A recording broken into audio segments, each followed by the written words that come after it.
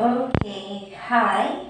Konten hari ni agak berbeza dengan konten saya sebelum ni. Okay, today's content will be a bit different from my previous contents because, yeah, you're looking at a toilet bowl.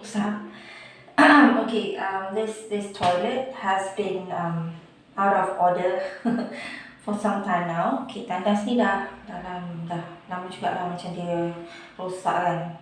So baru repair, jadi dia dah macam kotor. You know, so dalam tu dia dah ada macam stain. So kalau you pakai sabun biasa, you sental, you guna berus dawai, takkan tangan.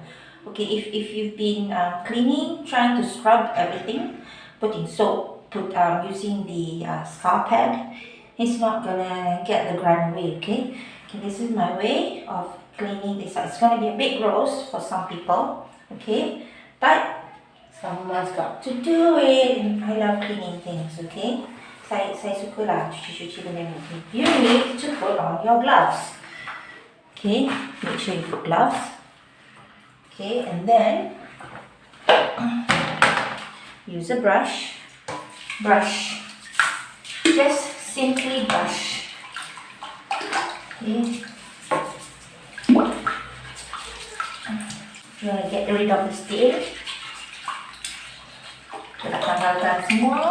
Kita ni just sekadar mencuci, jadi tak payah nampak teruk sangat. Okay, I'm gonna flush this. Tapi nampak kan ada stain. Yang tu memang takkan hilang.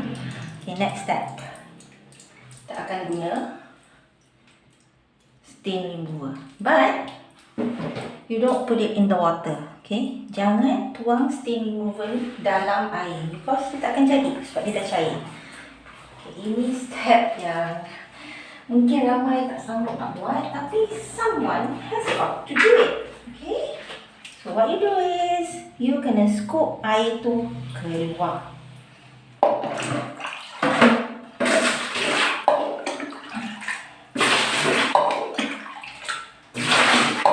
Okay, bila dia dah tak dapat air, mind the you can't get the water anymore.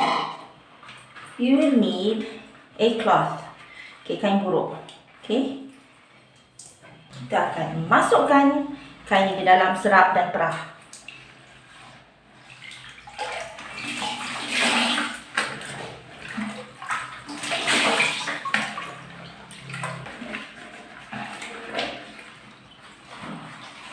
Tuangi.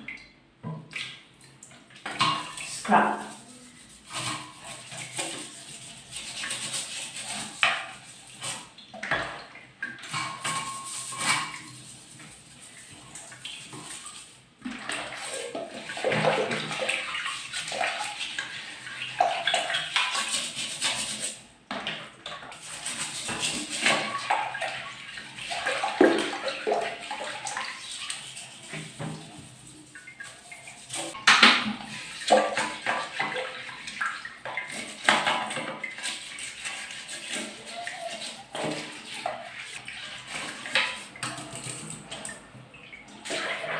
Okay, 5 minit dah berlalu. 5 minutes has passed. Okay, now you nampak air dah penuh sikit because the water from the flush tank leaked in. Okay, air daripada tangki pump flush tu dah meleleh masuk. Okay, selepas saya flush, you akan tengok betapa bersihnya toilet bowl ni akan jadi ya.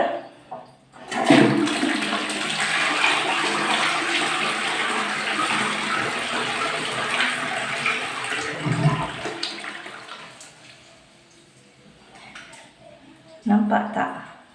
Stain dah tak ada. Segala-gala kesan, stain semua dah tak ada dan you nampak berkilat. Okay. Saya berani pakai tangan saya sebab memang dah bersih habis. Berkilat. Licin. Dah tak ada kerak-kerak tu. Okay. And it's very clean dan memang dia clean habis. So, kalau you malas nak scrub, you scrub sini saja, luar. Yang dalam tu you just you buat macam saya tadi, keluarkan semua air. You gunakanlah botol ni, isi penuh sampai sini, you biar dia akan tu. Okay, itu sahaja daripada saya. That's all from me today. Bye.